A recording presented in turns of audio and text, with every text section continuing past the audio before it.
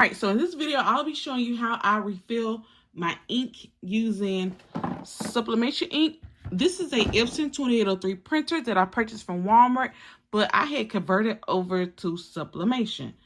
So when you first purchase the Epson 2803 printer, it comes with the ink bottle that looks like this. And the top looks like this. Well, when I purchased the sublimation ink from off Amazon through Hippo, I discovered, this is the ink bottles, that the top looks like this. Needles that comes in a box with it. Okay, so now I need to put the order in so I can refill the ink. So I'm going to go to my settings and hit OK. Go to maintenance, hit OK. And then I will just go over until I see fill ink. I will hit OK.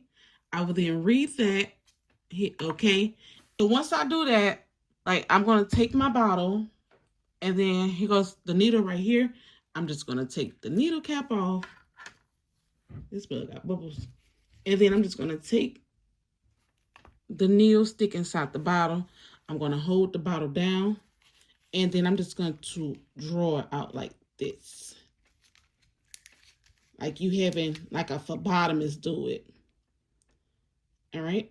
And then it's going to look like this. Now I'm going to open the ink thing. Oops. Open it. And I'm going to make sure I put it in the spot it goes in, which is where this M goes. I'm just going to open it. And then I'm just going to stick the needle inside the little hole. And then I'm going to press down. I'm going to press down on it.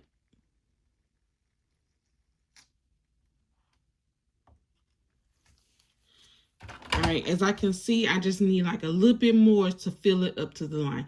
So you want to fill it up to the line. Okay, so once you're done filling your ink, you will then just press this little, it's a little box that got like a little caution sign. You will hit complete.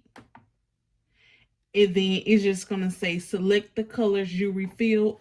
So I refilled the black, so I'm going to hit OK. I did the yellow, and I also did this one, the red one. So then I'm gonna hit next. I didn't do the blue, but yeah. Then I'm just gonna hit next, which is the caution sign. And then it's gonna say, is the ink filled up to the upper line? I will hit yes. And then it say ink level is set. And then you hit done. So once you do that, you want to run a nozzle check. So I would go back over, and then I would do nozzle check, and I would select OK. And then I'm going to load the paper. It's already loaded. And I'm going to hit this print